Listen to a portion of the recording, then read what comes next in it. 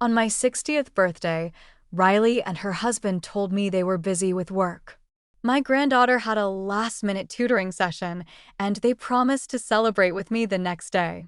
That night, as I scrolled through social media, I came across a local video inside a lavish private dining room at a hotel.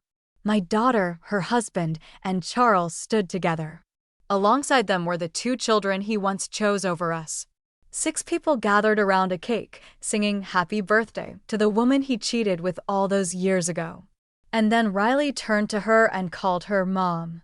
My daughter Riley insisted that my 60th birthday had to be a grand celebration. I told her not to go overboard. She refused, saying she had seen everything I had done for her over the years. This was her way of showing her love. She would take care of everything. Her words warmed my heart, and I was deeply touched. All these years, I had raised her alone, watched her grow up, get married, and have a child of her own. My son-in-law Jack was a good man, thoughtful and respectful, treating me like his own mother.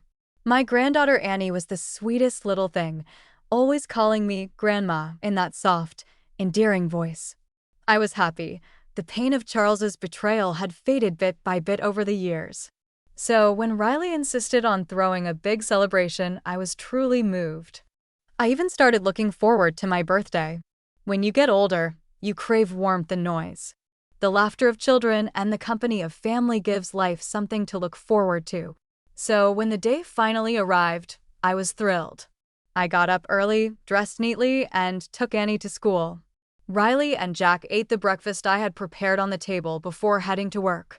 Riley promised they would finish up their morning tasks quickly and come home early to throw my birthday party. So I waited. I kept myself busy tidying up the house while keeping an eye on the clock. But as the agreed time came and went, Riley still hadn't come home. Worried something had happened, I was just about to call her when my phone rang. Mom, something urgent came up at work. Jack too. It's all so last minute. We just can't take time off. We might not be able to celebrate your birthday today. Guilt filled Riley's voice. I felt a pang of disappointment, but their careers mattered more. I forced myself to stay calm and reassured her, it's okay, work comes first. You two focus on your jobs. I'll go pick up Annie from school. Oh, right before I could finish, Riley suddenly interrupted me. Mom, it's your birthday. You shouldn't be running around. One of my friends happens to be passing by the school this afternoon, so they'll pick Annie up and bring her to my office. Just stay home and rest, okay? Thinking of how busy Riley was and how young Annie still was, I hesitated. Maybe I should still go. You've got so much on your plate, and that little one is such a handful. She might be a distraction while you're working. My words seemed to fluster Riley. She raised her voice, almost snapping, it's fine. My friend's already on the way. Mom, please don't worry. Just take it easy at home. I have another meeting coming up. I've got to go now. Before I could respond, she hung up. I stared at my phone, listening to the empty silence on the other end, and let out a quiet sigh. Riley had been so busy lately. She had even lost weight. Feeling sorry for her and Jack, I went into the kitchen to make them a nice meal, something warm to comfort them after their long day. By the time dinner was ready, the house was spotless, with nothing left to do. I finally sat down on the couch and pulled out my phone for a little break. At my age, I had grown fond of watching short videos online to pass the time. I scrolled through a few, none of them particularly interesting. Just as I was about to exit the app, my finger accidentally tapped on the nearby section, and there on the very first thumbnail, I recognized her instantly. Even from just a glance at the back of her figure, I knew it was my daughter, Riley. The video had been posted just half an hour ago. I clicked on it without hesitation. The setting was a private dining room in a hotel. Riley stood at the table, Jack holding Annie's hand beside her. All 3 of them were smiling. As Riley turned her head slightly, the camera panned to the side, and that's when I saw him. If I had to name the person I hated most in this life, there would be no doubt it was him. We had fallen in love when we were young. I thought we would spend a lifetime together in happiness. Then, in the 10th year of our marriage, his first love's husband died in a tragic car accident, leaving behind a grieving widow and two young children. At first, Charles helped them in secret, slipping money their way behind my back. When I found out, we had a terrible fight. His face turned red with fury as he called me heartless. Then, not long after, he stood before me holding his first love's two children in his arms, divorce papers in hand. "David and Susan are too young," he said. "They need a father." So he was leaving me to be with her, to be a father to their children. Our daughter, Riley, had clung to his leg that day, sobbing uncontrollably, pleading for him to stay. But Charles never hesitated. He turned his back on us and walked away without a second thought. I didn't beg. I took the divorce settlement, more than half of what he owned, and left with Riley. I changed her last name to mine, Colin, for fear that a stepfather might mistreat her. I never remarried. Instead, I devoted myself to raising her, watching her grow, putting her through college, seeing her fall in love, get married, and have little Annie. Through it all, Charles never once appeared in our lives. From what little I heard, he and his first love never had more children. Instead, he poured everything into raising her son and daughter as his own. Riley used to tell me she hated Charles just like I did. I had believed her. I thought that having been old enough to remember the pain of our divorce, she would keep her distance from them, would see them for the poison they were. But now, not only had they been in contact behind my back, but I was watching them stand together in this video, talking, smiling, not a trace of resentment in Riley's eyes. And then she started the song, "Happy Birthday to You." Jack clapped along, Annie joining in, her tiny hands keeping rhythm. That pair of children Charles had chosen over us, David and Susan, stood beside them singing as well. And at the very center of it all, surrounded by them like a queen at court, was Catherine, Charles's first love. She was still radiant, dressed in an elegant gown, a vision of effortless grace. She was pampered, cherished, and celebrated, still living like a princess. I had almost forgotten she and I were born on the same day, but the cruelest thing was that the daughter I had sacrificed my life for stepped forward after the song, wrapped her arms around Catherine, and whispered with a soft, affectionate smile, "Happy birthday, Mom." My phone slipped from my hand and crashed onto the floor, but the video kept playing on loop.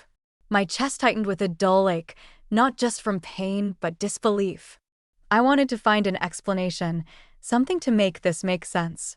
Riley, my Riley, the daughter who had clung to me since childhood, who had witnessed her father's cruelty firsthand.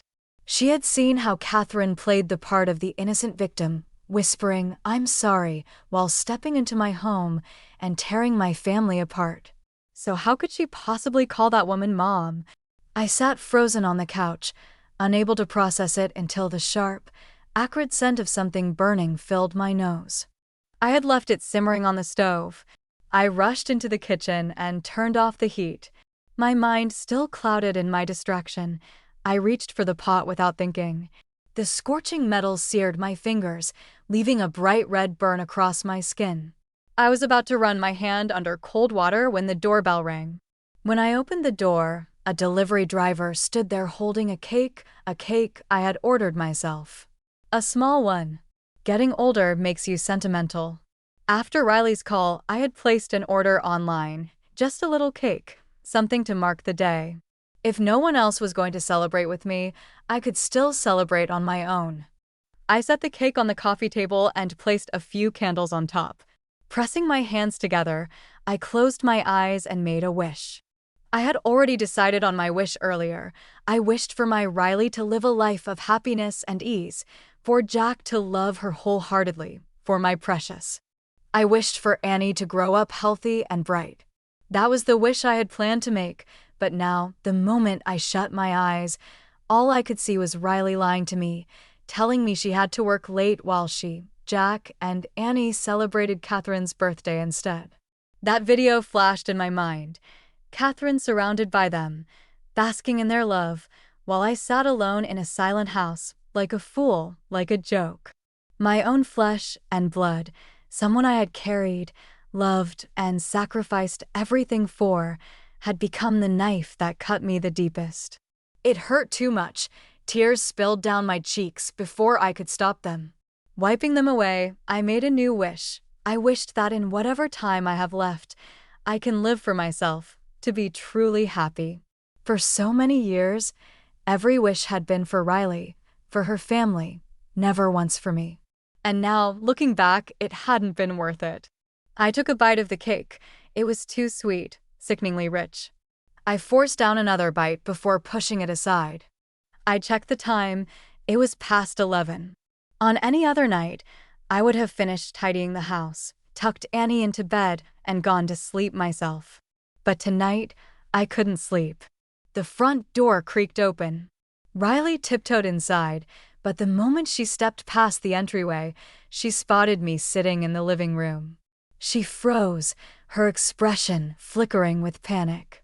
Jack and Annie trailed behind her, still chatting about the evening's banquet until they saw me. Then silence. Annie, ever the little actress, pretended like nothing had happened. She blinked her big innocent eyes and stretched out her arms toward me. "Grandma, I missed you. Hug me." She ran up to me, expecting the same warm embrace I had always given her, but this time, I didn't lift her into my arms.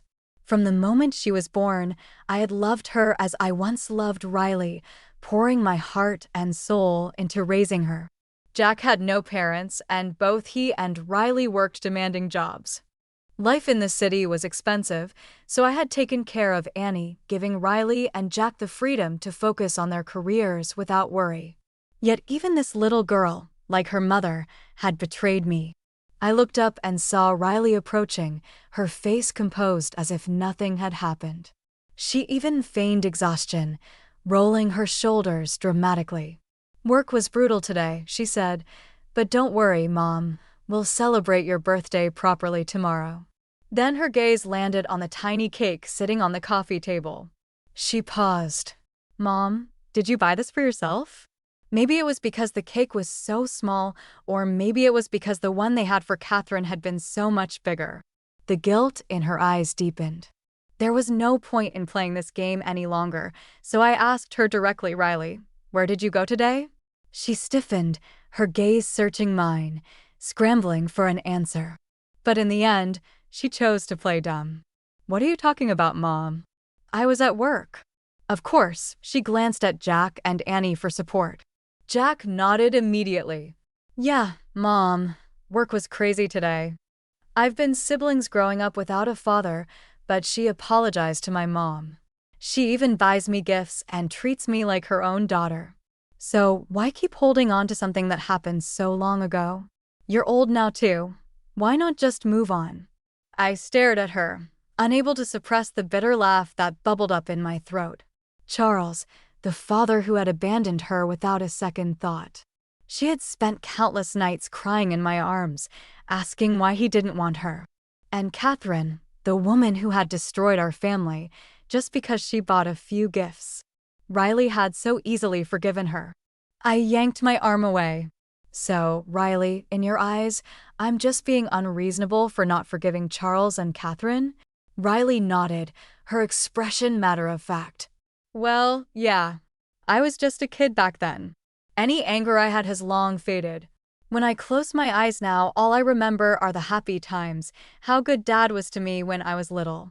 Mom, I want us to be a family again. Can't you see that Catherine is actually really nice? Maybe the two of you could even be like sisters." Before she could finish, my hand struck her across the face. She let out a sharp cry, stumbling back as she clutched her cheek. Then she glared at me, her voice rising in fury. "Mom, what the hell is wrong with you? Why would you hit me?" No wonder Dad preferred Catherine. She's gentle and sweet, not some bitter old woman who can't let go. Tears welled up in her eyes, and before I could say another word, she turned and ran into her room, sobbing. Jack and Annie rushed after her, their voices hurried with concern. The door wasn't fully closed, and I could still hear their muffled whispers from inside. She's getting stale, hanging on to some ancient grudge forever. No wonder she got dumped. What a cranky old hag. More words spoken by the daughter I had loved for half my life. At that moment, something inside me finally broke. I stood up, went to my room, and began packing my things. For years, Riley and Jack had worked hard, but with housing prices so high, they were still paying off their mortgage. I had felt sorry for them, so every month I helped cover their expenses, not just their mortgage, but also utilities, groceries, even Annie's art lessons. I paid for it all. But now that I was leaving, I wouldn't be giving them another cent. Whether they could afford their home without my support was no longer my concern. What Riley didn't know was that I had another property, one I had never told anyone about. I had bought it long ago, just in case. I had been wary of Jack, afraid that one day he might betray Riley the way Charles had betrayed me, so I kept the house in my name, planning to leave it to Riley after I was gone. But now that was unnecessary. That house would be my refuge. With my remaining savings, I could live comfortably on my own. When I stepped out of my room, Riley was still crying. The small cake on the coffee table sat untouched, the candles never lit. Everything looked so pitiful. So I grabbed my suitcase, and without hesitation, I walked out. Any idea how important my meeting is today? I can't afford to be late. Every word was an accusation, as if taking care of them had always been my responsibility. I didn't say a word, but Riley wasn't finished. All I asked was for you to help out a little, watch Annie cook some meals, clean the house. You're living with us for free, Mom, while Jack and I work ourselves to exhaustion. You get to enjoy an easy life at home, and now you're just going to disappear? Do you have any idea how selfish you're being? Selfish. I let out a quiet laugh. This was my daughter, the one I had sacrificed my whole life for, and she couldn't even see it. She had never seen it. Maybe yesterday I would have still felt a pang of sorrow. Maybe I would have still held on to some lingering attachment after all these years of depending on each other. But now I only felt disappointment. Riley, I said, my voice calm. I may have lived in your home, but the mortgage payments, the groceries, the bills, they all came from my money. I took care of your home, your child, your entire life. And if you think that's me enjoying an easy life, then from now on, you can handle it all yourself. As for me, since you no longer want me as your mother, I no longer need you as my daughter. And with that, I ended the call. I didn't give her a chance to respond, but the conversation had still left a sour taste in my mouth. So I went home and changed into something nice. I decided to go shopping. For years, I had spent all my time and money on Riley and her family. I barely went to the mall. I barely bought anything for myself. But now that burden was gone, and my savings were more than enough for me to live well. So why not? Why not buy some nice clothes, some beautiful accessories? Why not become a stylish, carefree little old lady? That didn't sound bad at all. I hadn't expected that on the one day I finally treated myself to a carefree shopping trip, I would run into him. He was walking side by side with Catherine, the two of them stepping into a clothing store right into my path. Charles looked uneasy the moment he saw me, his gaze flickering away. Catherine, on the other hand, smiled broadly, her expression smug as she strutted toward me, just as insufferable as ever. "Oh, Laura, fancy running into you here. Shopping for clothes too." Her voice was loud, deliberately drawing attention. She let her eyes roam over me up and down, before dramatically shaking her head with a theatrical sigh. "Goodness, you're always busy taking care of the house and the kids. Even if you buy something nice, when will you have time to wear it?" Then she leaned in slightly, her voice dropping into a faux whisper, but loud enough for others to hear. "Or did you finally set your sights on some old man and want to dress up a little?" A few nearby shoppers turned their heads, drawn in by the obvious provocation. People loved gossip, but if Catherine thought she could humiliate me in public, she was in for a surprise. I smiled, watching as more eyes turned toward us, then let out a dramatic sigh. Gasp. "Oh, but how could I ever compare to you, Catherine?" The way you threw yourself into my husband's arms right after your own died, bringing along your 2 kids, of course. With talent like that, I could never hope to compete. The words had their desired effect. The store fell into a stunned silence as realization dawned. Then a woman near the entrance gasped. "Oh, so she's an old homewrecker." Catherine's face flushed an angry red. Charles stepped forward immediately, his jaw clenched. "Laura, that's enough." I turned, gesturing toward him as I addressed the crowd. "Everyone, meet the man who left his own daughter behind because someone else's kids needed a father more. He abandoned his own child without looking back, but was more than happy to play daddy to someone else's. And guess what? Those kids still only call him uncle." That last part hit deep. It was a wound Charles had never been able to heal. Even after all these years, even after raising Catherine's children like his own, they had never acknowledged him as their father. Now, being called out in public, he could do nothing but stand there, his face dark with anger, fists clenched at his sides. The laughter around us grew. Someone muttered, "What a fool." Another snickered, "Talk about being a doormat." Catherine's fury was visible in every tense muscle of her face, but instead of arguing, she grabbed Charles's arm, yanking him toward the exit. Just then, as if fate had a twisted sense of humor, Riley appeared.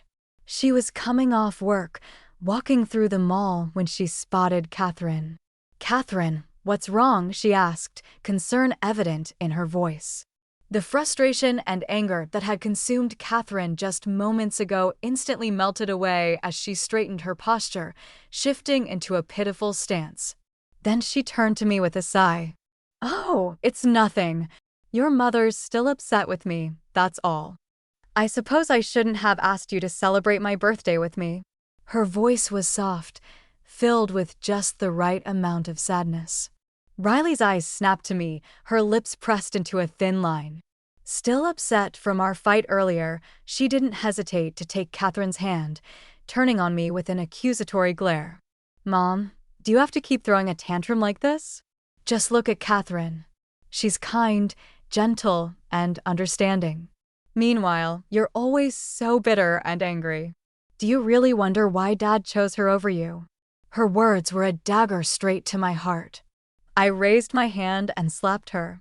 She gasped, stumbling back as her hand flew to her cheek, eyes wide with shock. "Mom, you hit me." Again. I stared at her, at the daughter I had loved more than life itself, and yet looking at her now, I felt nothing but emptiness. It was a cold, detached realization, the final severing of the last thread that had kept me tethered to her. This girl, this woman, she was no longer my child. So I reached out and shoved her, pushed her toward Catherine and Charles. "If you love them so much, then go ahead, call them Mom and Dad. I have no interest in being your mother anymore." Riley let out a sharp laugh, looping her arm through Catherine's as if to spite me. "Fine, who needs a mother like you anyway? Catherine is a better mom than you ever were. At least she knows how to let go of the past instead of wallowing in it like some bitter old hag." She turned to Charles and Catherine. "I'm coming home with you tonight. We're going to have a real family dinner, not sit around sulking over things that happened decades ago." As she spoke, she moved too quickly, and something fell out of her pocket, a driver's license. The sound of it hitting the floor was soft, but instinct made me glance down. The ID had landed face up, the photo recent, the name clearly printed, Riley Spencer. I froze. Riley followed my gaze, then, as if suddenly remembering what had happened, she hesitated. There was a flicker of guilt in her expression, but she quickly masked it, brushing a hand over her nose. "What? It's just a name, isn't it? Normal for kids to take their father's surname. Dad doesn't have any other children carrying his name. I was just making things right. Do you really have to make a big deal out of this too?" Even though I hadn't said a word, her irritation grew, her voice laced with annoyance. But I barely heard her. I just stood there, staring at the name. Once she had begged me to change her last name. I don't want Dad anymore, she had sobbed, curled up in my arms. It's just us now, Mommy. We're the only family we need. I want to have your last name so we can always be together. Now she was Riley Spencer. She had erased the last remaining tie between us. I lifted my hand and waved her off. My voice was calm, devoid of emotion. Do whatever you want. Your name, your life. It has nothing to do with me anymore. I had finally made my decision. I was done being her mother. She had long become an adult. Now, if this was her choice, then let it be. I would not let anyone bother me ever again. On the way home, I blocked Riley's number, every contact, every connection severed. Then I checked my savings, glanced at my recently deposited returns from my investment fund, and immediately booked a group tour online. For years, I had poured everything into Riley. So many beautiful places in the world I had never seen. She used to promise me, when I grow up, Mom. When I graduate, Mom. When I find a job, Mom. When I get married, Mom. When I have kids, Mom. When the kids grow up, Mom. I waited year after year, promise after promise, but that day never came. Good thing, though, I didn't need to wait anymore. I saw mountains, I stood by the ocean, I breathed in fresh air without worrying about getting home in time to cook dinner. And I met Vanessa. She was in the same travel group as me. Like me, she had spent her whole life dedicated to her family. Her only wish had been to travel, to see the world with her husband and children, but they called her selfish. At your age, you should be home taking care of the grandkids, they scolded. What's a woman your age running around for? Have some shame. Heartbroken, she took her savings, cut off all contact, and set out on a journey of her own. We hit it off instantly. Same regrets, same disappointments. So we played, we laughed, and before parting ways, we exchanged numbers, promising to meet again for another trip. But happiness never comes without a little trouble. In our group, there was a man, a year older than me. His wife had passed away years ago, his children were grown, married, and had kids of their own. Life was good, he said, but a house without a woman in it gets lonely. The moment he learned I was divorced, his eyes practically lit up. Laura, we should partner up. You don't have a husband, I don't have a wife. Why not? I'll hand over my savings to you. You won't have to do much, just cook, clean, take care of me, maybe help with the grandkids when my children get busy. It's an easy life. I ignored him. He didn't take the hint. When I got home, dragging my suitcase through the door, I barely had time to unpack before I saw him standing at my doorstep with a huge bouquet of red roses. Laura, think about it, he started, flashing what he probably thought was a charming smile. We're both getting old. I'm still a handsome guy, you know. Walking around with me would make you look good. And come on, you've been alone for so many years. Aren't you lonely? I took a deep breath. 20 years ago, I would have grabbed a broom and beaten him out of my yard, but at my age, I was more worried about breaking my back than breaking his nose. So I called the police as they escorted him away. He whined the entire time. Laura, don't be so heartless. Don't you have feelings for me? I'm still in my 60s. That's young. Come on, just think about it. I had thought about it, and now I had enough. So I grabbed the trash bag sitting by my door and threw it right at him. Riley's voice cut through the air before I even noticed her approaching. Mom, what are you doing here? She hurried toward me, her gaze flicking from my face to the man, still struggling in the grasp of the officers. Then, as if suddenly realizing something, she pointed at me in shock. You were actually trying to get yourself a new husband? A stepfather for me? What the hell are you thinking? Her eyes burned with anger, her accusations sharp. She turned and swung her purse at the man, hitting him repeatedly as she screamed for him to get lost. Are you out of your mind, Mom? You're at the age where any man interested in you is obviously after your money, and you actually fell for it like some clueless idiot. Once the old man was chased away, she turned back to me, her expression dark. Then she glanced over my shoulder at the house behind me. So this is what you've been up to, she scoffed. ignoring my calls for months, renting out a place, living a carefree life.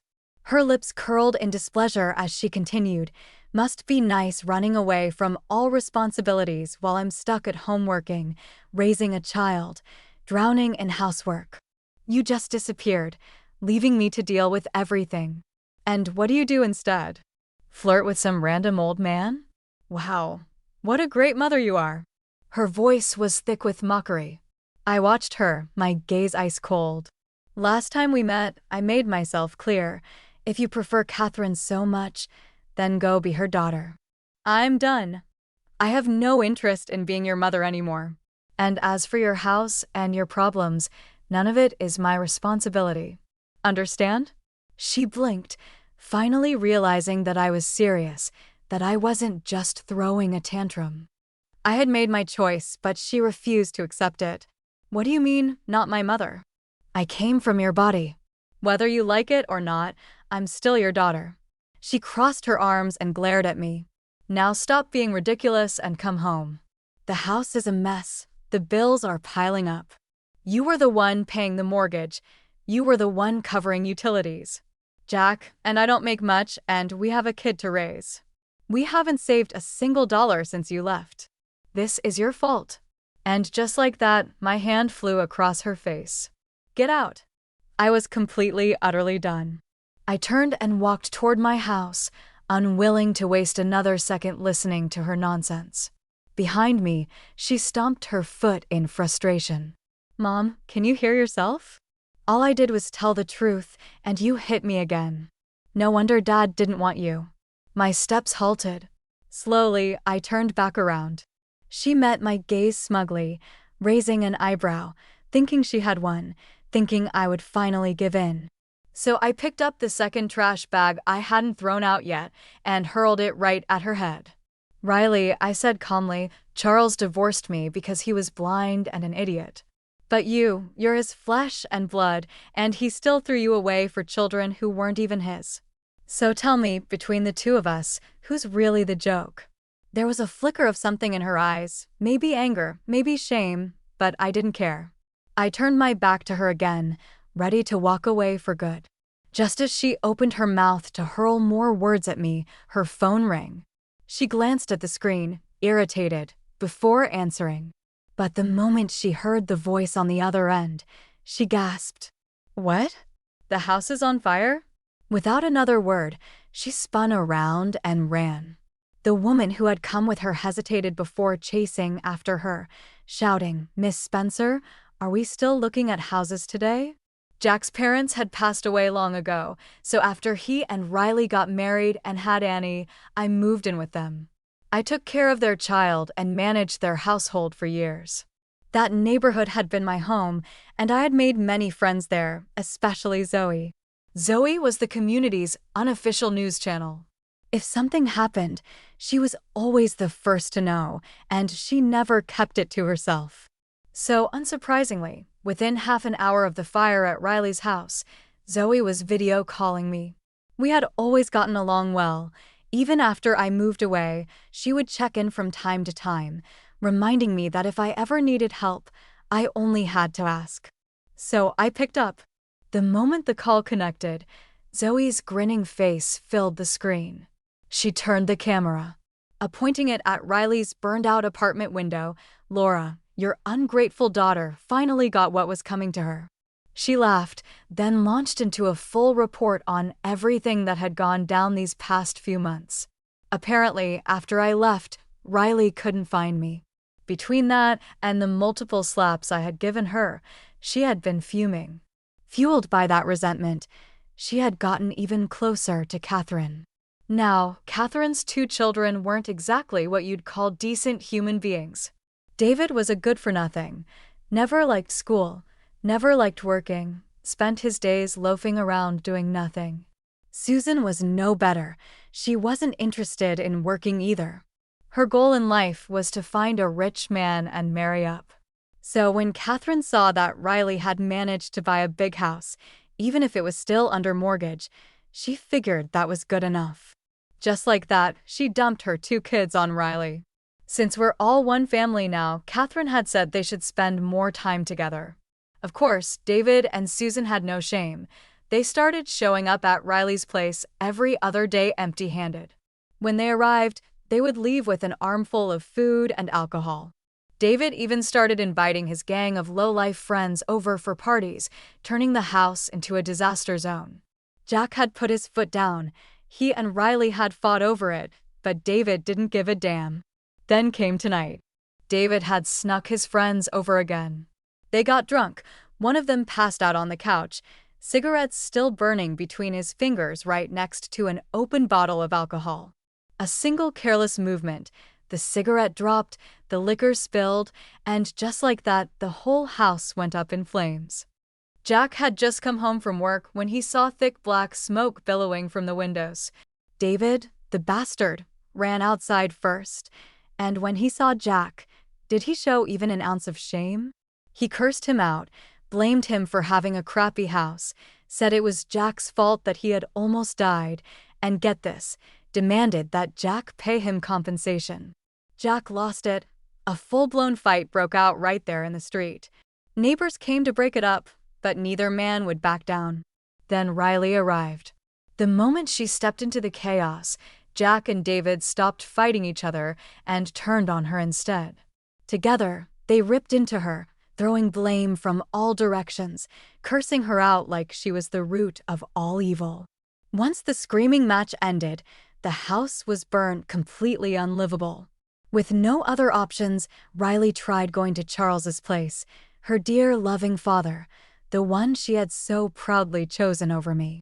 And what did Charles do? Told her there was no room and shut the door in her face. The entire neighborhood had gathered outside their homes, watching the mess unfold like it was primetime entertainment. And Zoe had her camera pointed right at them, giving me a live broadcast of my daughter's downfall. I watched as Riley stood there, lost, helpless, the perfect picture of karma. Catching up at the end of the call, Zoe let out a satisfied sigh and said, "Evil people always meet their match. Don't you dare feel sorry for her, Laura. A daughter like that isn't worth it." I nodded. There wasn't a single trace of pity in me, not anymore. As I watched the chaos unfold on my screen, I didn't feel heartbreak. I didn't feel sorry for them. I only felt that life had never been more ironic. In the end, Riley won. She had fought tooth and nail, stubbornly clinging to her choice, dragging her family into Charles's home just to prove that she hadn't made a mistake. But she had no idea that this decision would ruin her. As for me, after that video call with Zoe, I stopped paying attention to Riley's life. I had better things to do. Recently, I found a new hobby, pottery. There was something deeply soothing about shaping soft clay into delicate figures, molding it into something beautiful. I had been going to the workshop for several days in a row, and wouldn't you know it, right next to the pottery studio was a hotel. The day I finished firing my latest piece, I stepped outside, hands still warm from the kiln, and walked right into the middle of another disaster. Right in front of the hotel entrance stood Riley, and opposite her, looking disheveled, half-dressed, and entirely unashamed, was Susan. Jack's voice was raw, shaking with disbelief. "We've been married for 7 years. I gave birth to your daughter. How could you? How could you do this to me?" she was shouting, her voice breaking, clutching Annie's tiny hand in a grip so tight that the child looked frightened. Susan didn't even bother fixing her clothes properly. She had never been one to care about appearances. Years of chasing after rich men had left her completely unbothered by shame. Even now, in front of the growing crowd, she smirked and leaned into Jack's arms, making herself comfortable. "Oh, Riley, come on. You've turned into a frumpy old housewife. No job, no social life, just stuck at home wiping snot and cleaning up after a brat all day. How could Jack not get sick of you?" Then she tilted her head flirtatiously, batting her lashes at Jack. "Tell me, baby, would you rather be stuck with her or be with me?" Riley's body trembled. She looked at Jack, desperate, still searching for something, an explanation, a reason, a denial, but Jack didn't even flinch. He scoffed. "Why are you making such a big deal out of this, Riley? You should have stayed home with the kid. What are you even doing here? What man doesn't cheat?" Then he sneered. "Your own father did, didn't he? He left your mom and ran off with another woman, and he jabbed a finger at her, forgave him. Hell, you even started calling that woman mom and sis. So, if you could accept it back then, why the hell can't you accept it now?" Riley's face went deathly pale. She shook her head over and over. "Jack, how could you say that? How could you say that?" She lunged for him, trying to hit him, but Jack merely shoved her aside. He tightened his arms around Susan, looking down at Riley as if she was nothing but a pathetic joke. "Riley, let's not kid ourselves. Did you really think your father took you back because he loved you? Please, if I hadn't been making good money and bought that house, he wouldn't have given you a second glance. The only reason he accepted you again was because he wanted more money for David, Susan, and you." He let out a dry laugh. "You fell for it like an idiot. But hey, at least you did one thing right." He ran a hand down Susan's back. "Susan's a lot more fun than you, so let's cut the act. Let's get divorced. I don't want the kid, you take her. We'll split the money and go our separate ways. And since you were so supportive of your mother's fate, I'm sure you won't mind following in her footsteps, right?" One blow after another, each word stabbing into Riley's chest like a knife. Her hands clenched into fists, her entire body trembling violently. Tears streamed down her face, her breathing ragged, on the verge of completely breaking apart. Meanwhile, Susan simply smirked. She casually flipped her hair before bending down to look at Annie. "Sweetheart, don't you think your mommy's overreacting? Grown-ups do this kind of thing all the time. She's making such a fuss over nothing." Riley's head snapped up, eyes wide with fury. "Don't touch my daughter." She lunged forward, yanking Annie away, but in her panic, her grip was too rough, too tight. Annie screamed, tears welled in her little eyes as she fought against Riley, her tiny hands slapping at her arms. "You're a bad mommy. I don't want you." Riley froze. "Annie," she choked. "I'm your mother. I gave birth to you. I raised you. How can you say that?" She lifted her hand, whether to grab her, to scold her, to discipline her, but before she could, Annie bit down on her wrist. Riley gasped in pain, and Annie ran straight into Susan's arms. Then she turned and glared at Riley, face scrunched up in anger. "You're always mean to me. I don't want you. I want Susan to be my mommy." Silence. Everything stopped. Riley stood there shaking, eyes glassy with shock. And then her gaze met mine. For a single moment, time seemed to freeze. Her face twisted into something unreadable: pain, realization. Maybe, just maybe, for the first time, she understood the cruel, unforgiving irony of it all. She had become me. Everything she had done to me, every wound, every betrayal, had come back, and now she was the one being cast aside, just like she had once cast me aside. After an entire day of gathering information, Zoe flooded my phone with dozens of messages, most of them just confirming what I had already seen firsthand. Ever since their house burned down, Riley, Jack, and Annie had been living at Charles's house. But the tension between Riley and Jack had been simmering for a long time. Without me there, they had no one to handle school drop-offs and pickups. In the end, Riley had quit her job to stay home with Annie full-time. Meanwhile, Susan had her sights set on Jack's income. One thing led to another: flirtation, temptation, until finally they all fell into bed together, and Charles and Catherine knew and helped cover it up. Even Annie had walked in on them a few times, but a lollipop was enough to buy her silence. Riley lost everything. Jack abandoned her for Susan, her home was gone. Charles and Catherine offered her nothing, not even a place to stay. But worst of all, Annie, her own daughter, cried and screamed to stay with Susan. She refused to go back to Riley. Riley had been completely, utterly devastated. At first, she refused to accept reality. She had gone to Charles, but he avoided her like the plague. "You're an adult now," he had said coolly. "Figure it out yourself." She had gone to Catherine, the same woman she had once called Mom with so much warmth, but this time Catherine wouldn't even let her through the door. Her voice was cold and dismissive. "I only recognize David and Susan as my children. You're nothing but an outsider." Finally, she understood she had never been family, she had only ever been a pawn. She wandered the streets, lost and broken, until she remembered there was still one place left to go, her mother's home.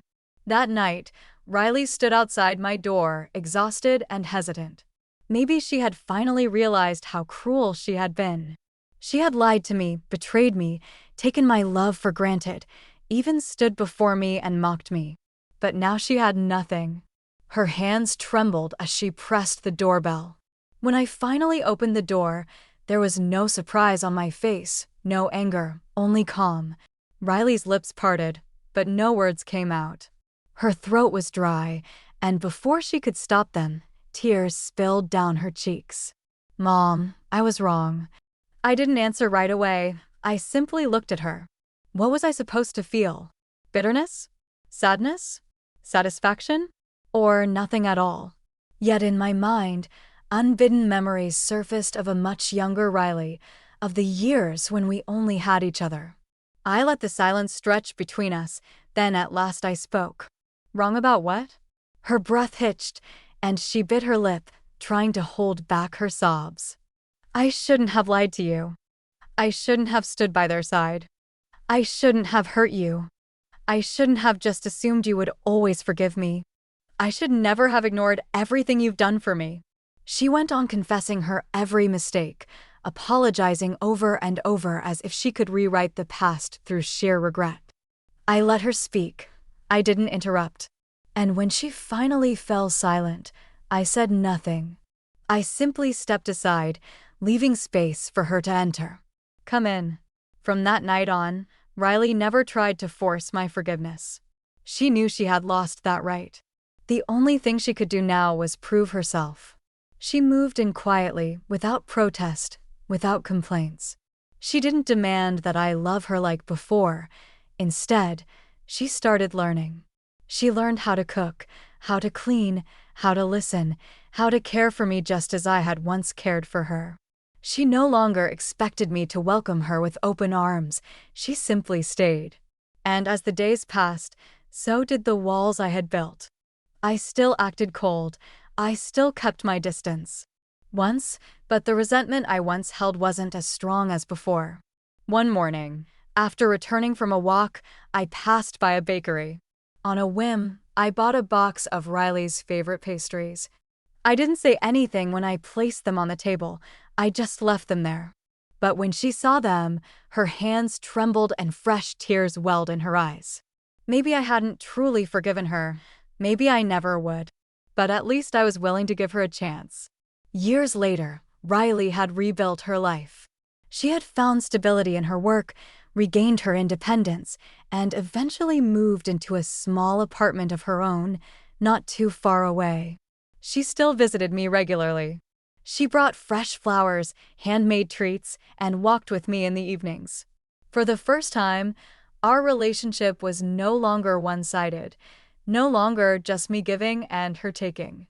We had found a balance. That day, she arrived with a tray of homemade cupcakes. As she placed them on the table, I took a bite of one and nodded slightly. "Not bad." Across from me, Riley's lips curled into a soft, genuine smile. We knew we could never go back to what we were, but at least we still had a future ahead.